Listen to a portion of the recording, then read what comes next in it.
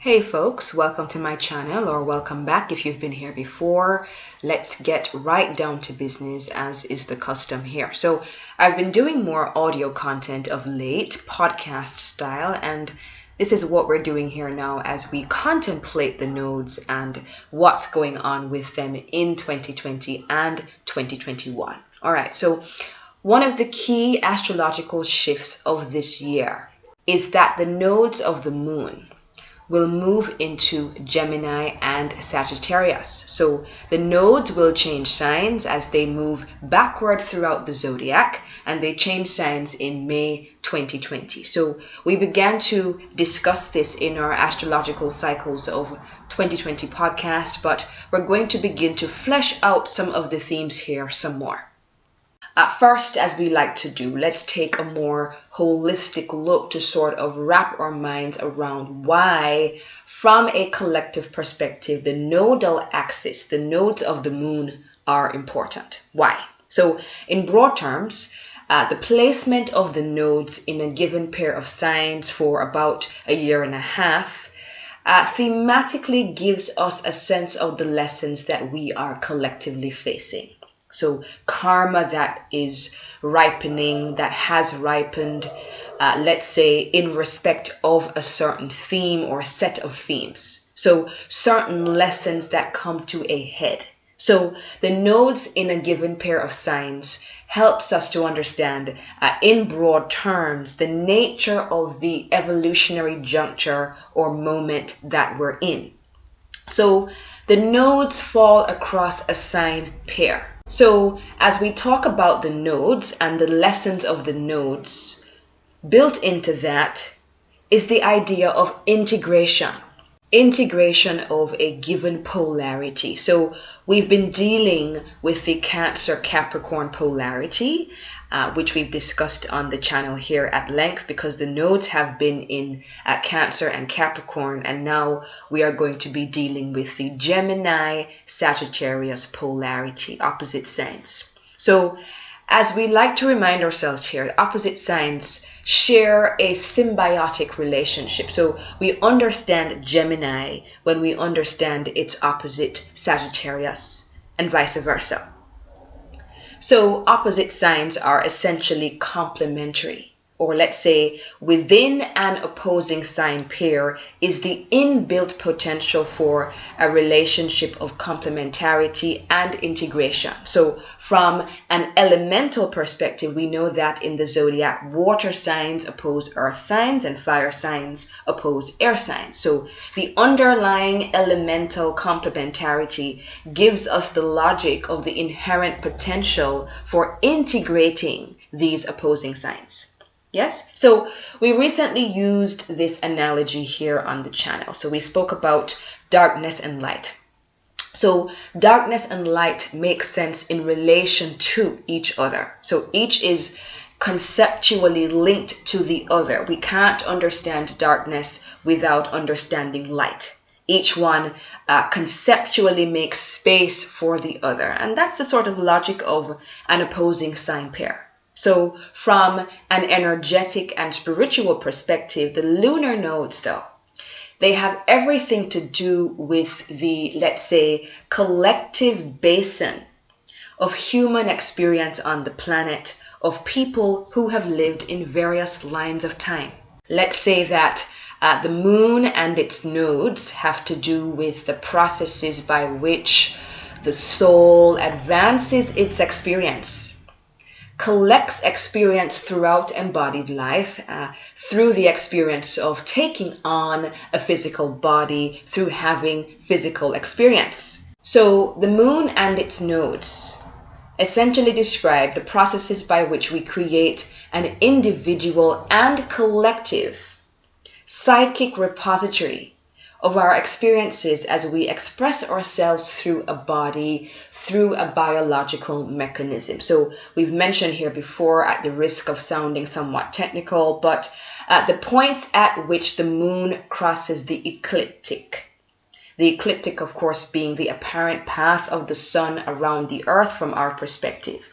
So the points at which the moon crosses the ecliptic, the north and south nodes, energetically relate to what we can conveniently call descension and reascension. So these are convenient terms, but let's say we are somewhat constrained by our concepts of linear time. So descension, the so-called descent, in quotes, of the soul into physical matter, or taking on of a body within a given space-time framework, and then the idea of reascension in terms of the soul now entering a less dense energy realm where the soul assimilates and integrates physical experience on earth as it moves forward in its experience. So in simplistic terms that are constrained by our linear language, we could say that the North Node is about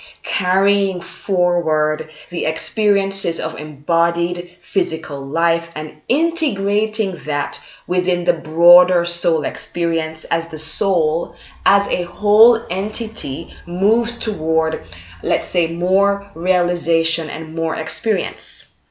So, the North Node is always about the realization of more spiritual potential, further development and growth. So taking the past, South Node, integrating it, resolving our relationship with it, and moving toward more experience. So people with the nodes in a particular pair of signs in their chart belong to a collective class of people on the planet. We could say that there are group soul lessons for the population of people who have their nodes in any given pair of signs. So these groups with the nodes falling in any particular pair of signs, they are here to resolve energy patterns within the broader collective, energy patterns that have to do with the sign pair in question. So through their individual life experience, they are here to help resolve patterns and, let's say, complete karma around a particular pair of signs, the lessons inherent in a particular pair of signs. So there are specialized lessons for those who have the nodes in a given sign pair, and they contribute. These people contribute their experience to the wider collective as they live through these lessons in their individual lives, in broad terms. So we are now moving into the period of time from May 2020 to early 2022, where the nodes are going to be falling along the Gemini Sagittarius axis and toward now eclipses beginning to happen in those signs. Now, in terms of the North Node in Gemini, we're going to have to begin thinking about how the qualities of Gemini are going to act as, let's say, corrective remedies for the shadows of the Sagittarius South Node. So collectively, we begin to face this idea of having to bring the Sagittarius sign principle into more conscious navigation through the medicine that Gemini as a sign energy can provide. All right, so, let's begin to put on our thinking caps here. Let's begin to trace the unique moment from this year, May 2020 to 2022, when the North Node is in Gemini and the South Node is in Sagittarius. So first, we mentioned briefly in the podcast the astrological cycles of 2020. We said that with the South Node in Sagittarius, the question is, where have our collective and personal beliefs or paradigms, Sagittarius, where have these become distorted? And where are we asked to now in turn clean up our perception, Gemini? So we said that the Gemini North Node is on one level an invitation to go back to the perceptual drawing board to ask, well, what am I looking at? So with this sign pair, we are looking at the relationship between perception, Gemini, and perspective, Sagittarius. So how one relates to the other. And why is this important? So let's establish some context first. So We are at a juncture globally where we are dealing with a lot of confusion around the issue of data and what to believe from various sources of data, of which there are many. So Neptune in the sign of Pisces on one level, representing this sort of cognitive fog and states of confusion within the collective on one level. Remember that planets in signs always have a spectrum of operation, and they are linked to, and this idea of how a planet functions or expresses itself has everything to do with the consciousness through which the planetary energy is funneled. So everything goes back to, well, what consciousness is this energy being funneled through? So there is a spectrum invariably of expression of any given planet in a sign. Okay? All right, so last year, 2019, was punctuated by this ongoing Jupiter-Neptune square, which really emphasized this sort of heightened mass confusion, Neptune in Pisces, around the issue of what to believe. Jupiter in Sagittarius, and of course these planets, Jupiter in Sag and Neptune in Pisces, were in their home signs, representing a strengthening of these energies and archetypes. So, as we said, collectively, we were or we've been in this cognitive place of not knowing how to make head or tail of data or information, Gemini, much less how to come away with reasonable conclusions, beliefs, or truths. And beliefs, conclusions, and truths are the domain of Sagittarius. So collectively, folks, we are sort of existing in a data and information soup of sorts.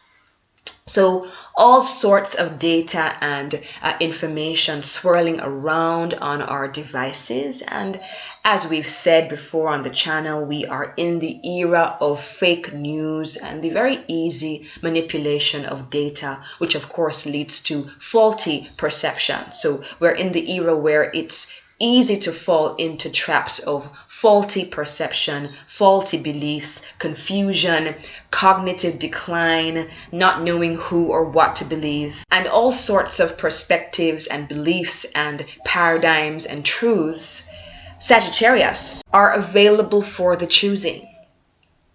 So, Gemini, Sagittarius, data, Gemini, and the beliefs that are created out of the available data, Sagittarius. So our attempts to come away with truths, Sagittarius, based on the available data, Gemini, based on what is available to our perception. So this axis, Gemini Sag, is about facing heightened lessons in terms of the kinds of truths and conclusions we draw based on the kind of data available to our perceiving minds. And as we said in previous content, who controls perception, or who is able to influence or control your perception, wields a lot of power. So, North Node in Gemini, a collective invitation to take charge of your perceptual process, the kind of data you admit into your perceiving awareness, as a way of exercising your power individually and collectively.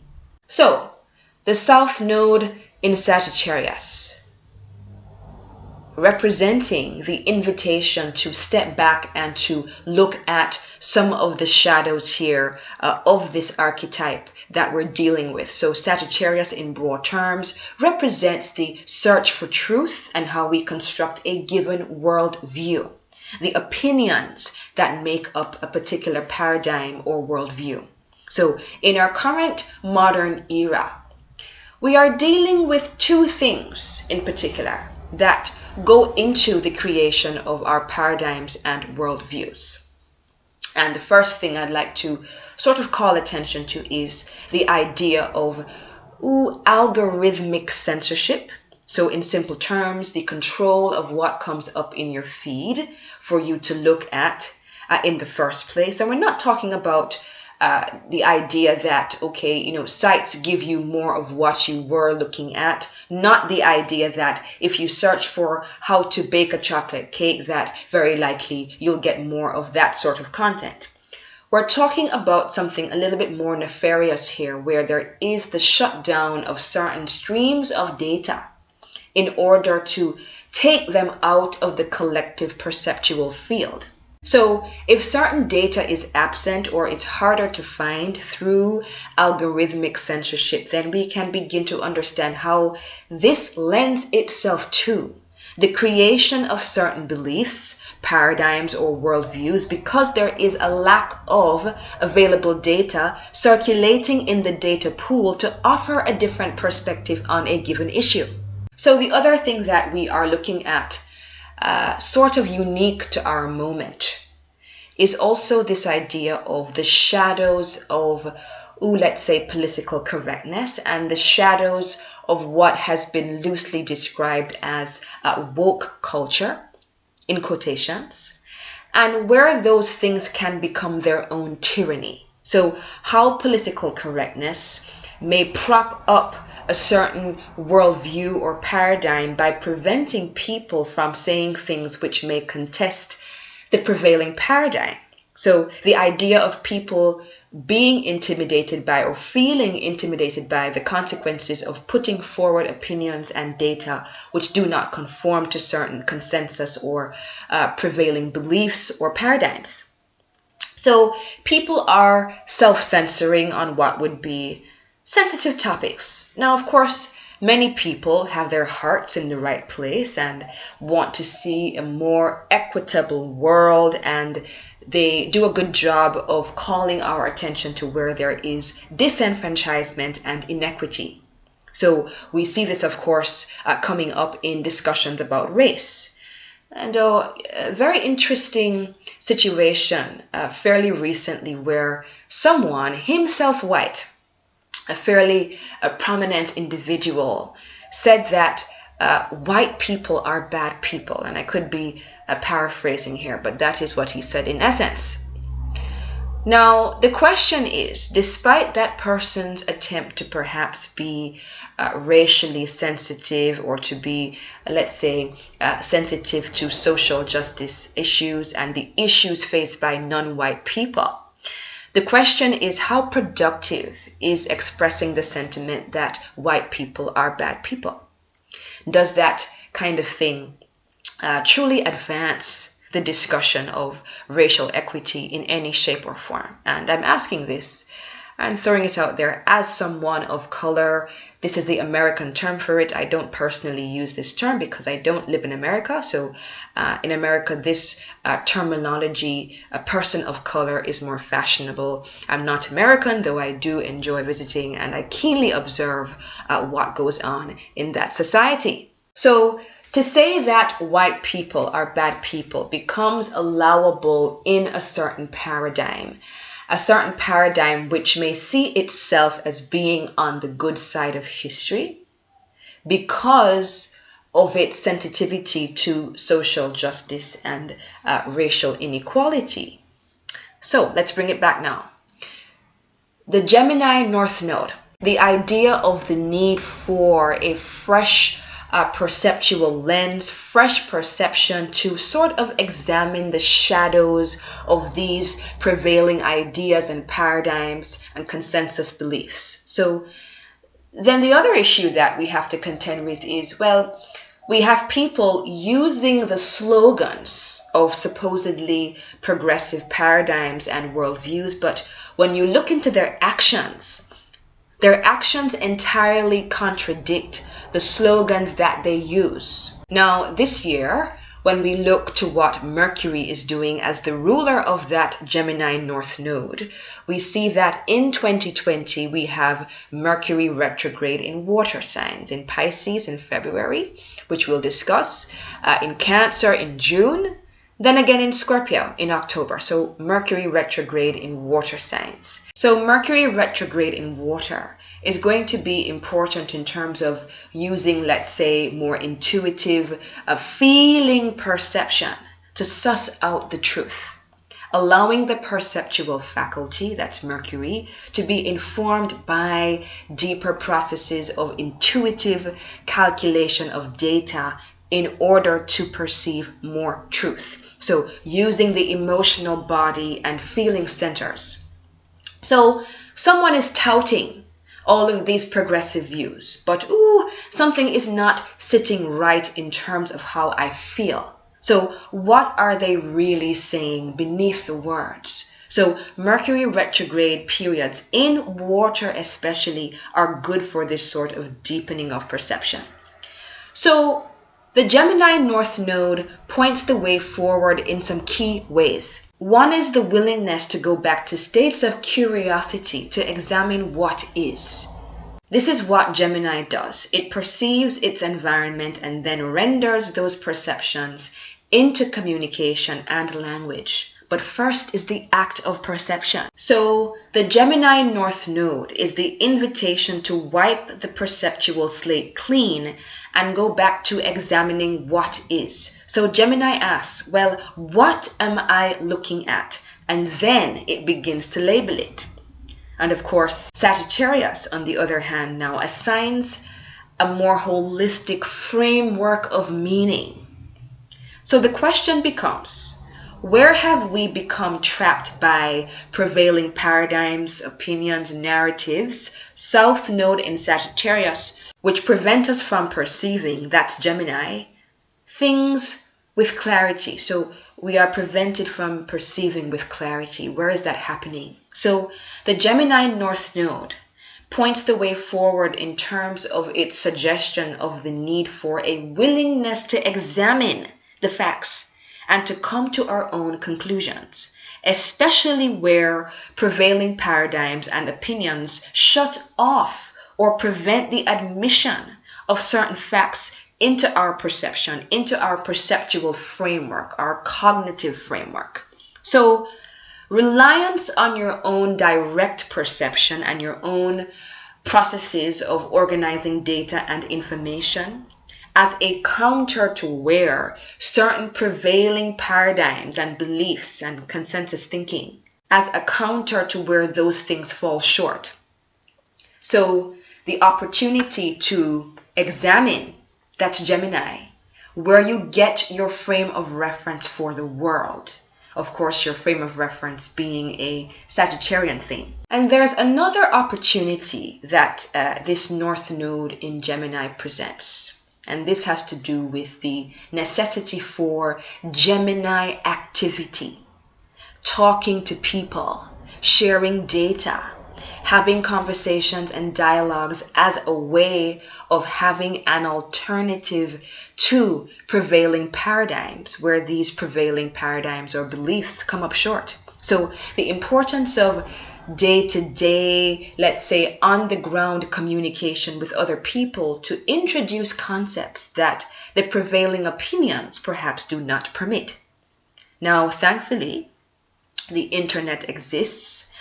Many of us wouldn't be able to find our tribe or people if we did not have the internet to connect us. But, I was thinking about this the other day.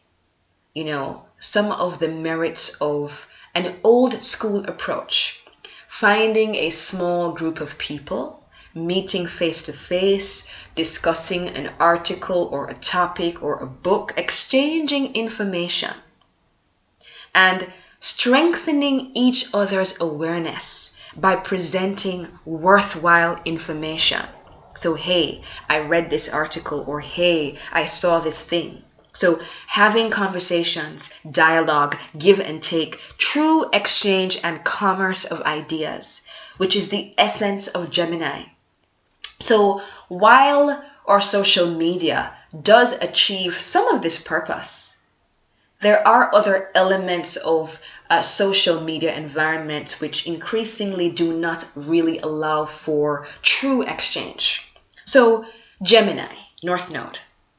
The invitation to become a keener observer of your environment and to turn on your smarts, to take better charge of your thinking and your perception so that your communication augments the awareness of other people, so that when you open your mouth, you add something useful to the pool of ideas circulating around you. It doesn't mean you're preaching or proselytizing. It means the commitment to intelligence and sharpness of mind so that you raise up the status of your own perception and thinking, and by extension, the people around you, as a sort of antidote to the cognitive decline and confusion that many people are facing throughout the collective. So these are a few things to think about, to ruminate on, as we reflect on the evolutionary moment that we're at or approaching. And how do you think you can apply some Gemini medicine in your own life? Where might you need to cultivate some curiosity and an openness to diverse experience and new thinking that goes against some of your old ideas, some of your old beliefs and paradigms? In what areas of your life? So these are the questions, folks. All right, so if you'd like these kinds of reflections here sent to your inbox, you can sign up to my email list using the description box below, and reminding you, of course, that as usual, I'm available for private astrological counseling consultations, and links to that can be found in the description box below as well. So until next time, folks, talk soon. Bye.